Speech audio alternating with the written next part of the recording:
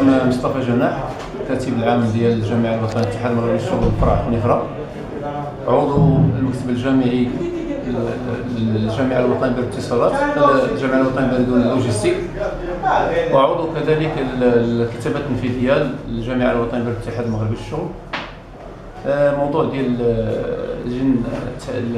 ديالنا اليوم في هذه الندوة الصحفية حاولنا باش نوضحوا وحاولنا باش نوضعوا الجميع في الصورة الحقيقية اللي كيعيشها القطاع البريد الآن، على اعتبار ان الاشكال اللي مطروح الان ديال بشكل واضح ديال التعويض على المناطق اللي هو الان تم استثناء البريديين بشكل يعني خاص. جميع القطاعات استفادت الى البريد، وكننتظروا يعني انه درنا المسطره المطلبيه، اتجهنا برسائل في هذا الموضوع للمدير العام، للمديريه الجهويه، الاجهزه، تقريبا ابتداء من شهر 2012 حنا كنراسلوا، درنا وقفات احتجاجيه على امتداد المناطق المعنيه بالتغيير اللي هي الان 5 المناطق: خنيفره، ازرو، الحاجب، افران، ميدالت.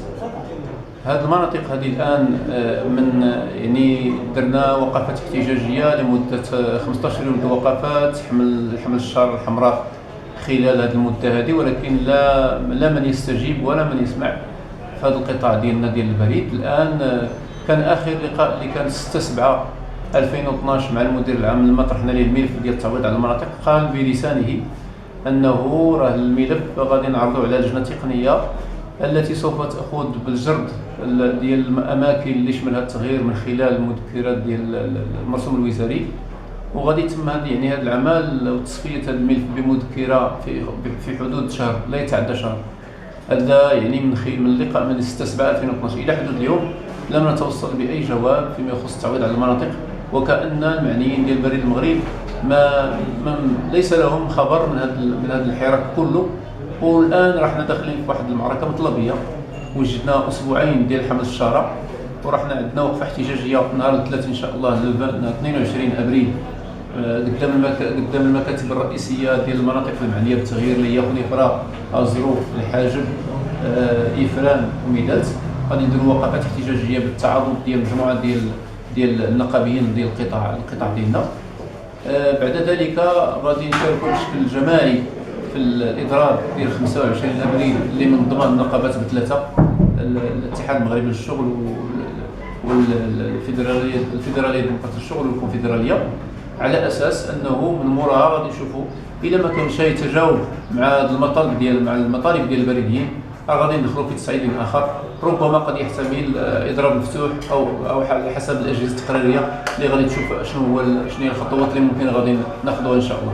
هذا هو بخلاصه المشكل الاساسي، هذا فضلا على المشاكل الاخرى اللي كيعيشها القطاع ديال ظروف العمل وديال تجاوز القانون فيما يخص التوظيف اللي دار وبيع 20% من قطاع بريد المغرب ديال لا بيبيعها لا سي دي جي بدون ما يكون تشاور مع الفرقاء النقابيين.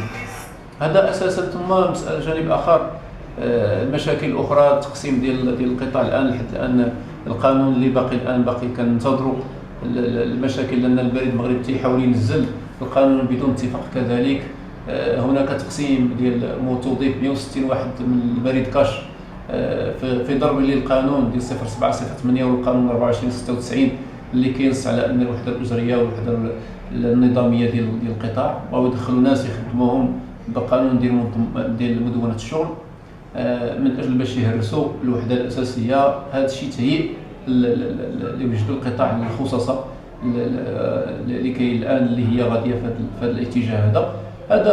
ثم ظروف العمل اللي كيشتغلوا فيها الان بريد المغرب. نعطيكم غير مثال: جهه فاس فيها 123 بوست او وكاله بريديه، فيها 63 منها جيري بار ان سيل بيرسون، يعني واحد اللي كيسيرها منه كل شيء منه كذا.